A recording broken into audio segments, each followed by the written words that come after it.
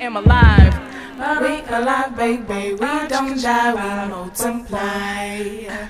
Cause we alive, baby, they can't stop us, still they try. Alive like the fine line that Alive, exists baby. between fans and fanatics, dealers and addicts, addictions and habits, denial and hope, caution and fear.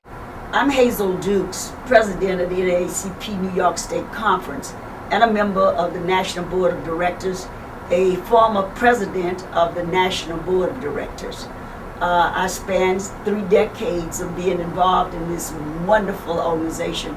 I think that the history of this organization, the NAACP, is one that should be told in every classroom, not just to African Americans, but to Americans.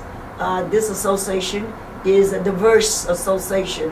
It's for persons, regardless to your race, creed, or color, to join if you believe in equal rights and justice. Through its long span, in 2009 we will be celebrating 100 years. Through the long span of persons who go unnamed, will never be named in history books, they've done so much for us to get to this point in this decade, in the 21st century. Education being one of the cornerstones for NAACP, the Brown versus the Board of Education, that says to institutions that children could not be denied because of the color of their skin or where they lived on this side of the track. But education by the Constitution was good for all of them. And so education has been one of my top priorities in this fight, because I believe that racism will exist as long as we have America. We can change people's minds of thinking, but we can't change their hearts. And I believe for young people, once they understand who they are and have self-esteem, they then will acquire all the necessary ingredients that can make them go into the world as human beings, productive citizens, and compete. And don't let the color of their skin or the texture of their hair be what defines them.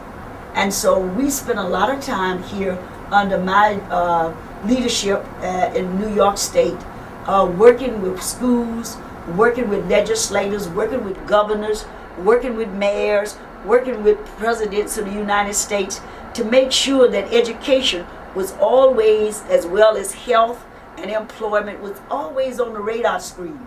Because I always said that health is wealth. If you're not healthy, you won't be able to be a productive citizen. Our children who go to public school, who encounter many obstacles, sometimes it's for health reasons. Their eyes haven't been tested. Their ears have not been tested. So when you have those minor things, that keep you from being attentive and able to learn and to compete.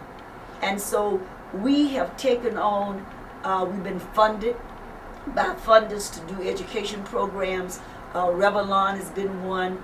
The former borough president of Manhattan, C. Virginia Fields, funded us, and now we are waiting for a grant from Sharp Foundation, another foundation that look at education.